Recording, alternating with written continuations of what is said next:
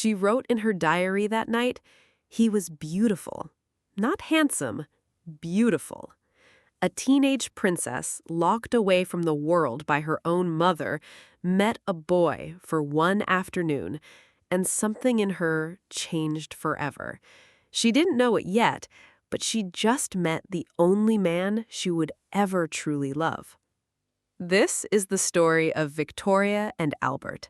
Not the stiff black and white portraits you've seen in history books, the real story, the one that started with nerves and blushing and a smile neither of them expected.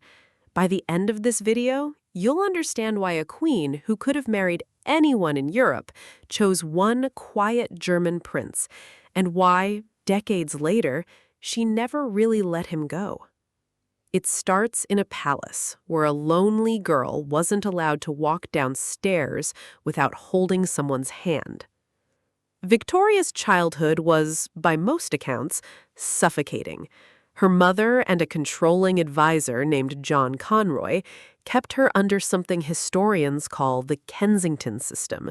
She slept in her mother's bedroom until the day she became queen. She rarely saw other children. Every friendship, every letter, every moment was watched.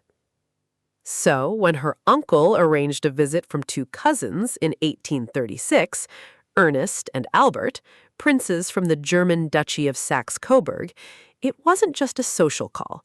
It was, quietly, a test. Would she like him? Could this shy 17-year-old boy become her husband one day? Albert arrived exhausted from the journey and, according to his own letters, seasick and unwell. He wasn't trying to impress anyone, and that, strangely, is what made the moment land the way it did. Victoria wrote about that first meeting almost immediately. She described Albert as having a beautiful expression, gentle eyes, and, this detail survives in her own words, an irresistible smile. Not a grand romantic gesture, not a speech, a smile from a tired, travel-worn boy who wasn't performing for her at all.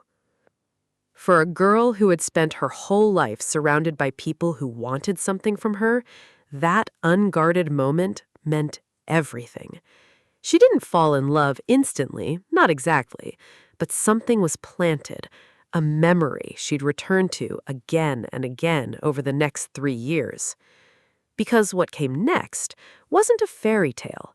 It was politics, distance, and a young queen who had just inherited a throne and wasn't sure if she was even allowed to fall in love at all.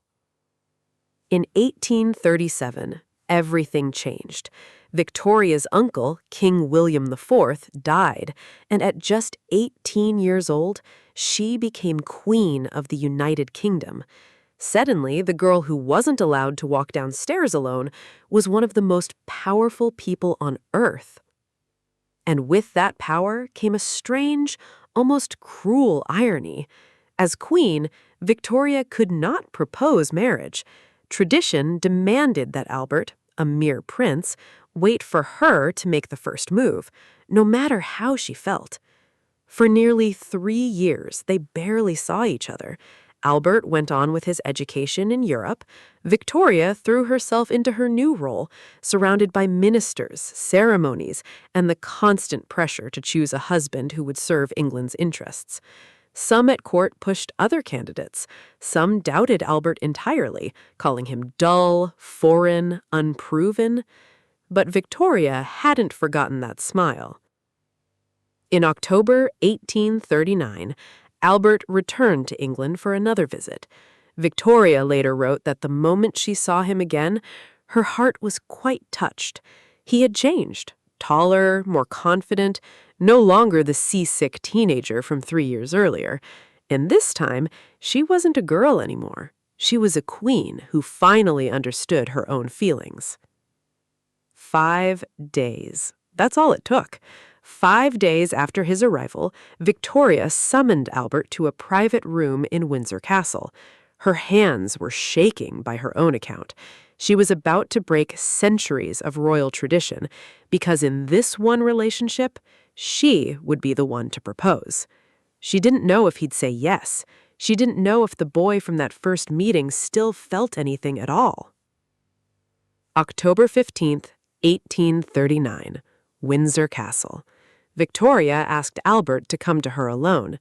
She was queen, he was a prince from a small German duchy, and yet, in that room, none of that mattered anymore. Victoria later described the conversation in her journal with unusual tenderness for someone so guarded in her writing. She told him plainly that it would make her too happy if he would consent to what she wished. That was as close to "will you marry me" as a 19th century queen could manage.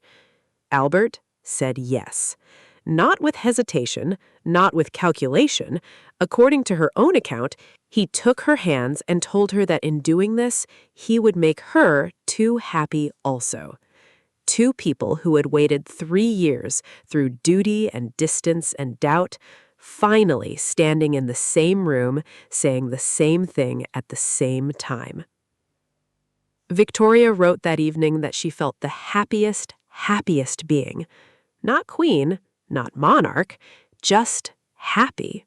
They married 4 months later on February 10th, 1840, at the Chapel Royal in St. James Palace.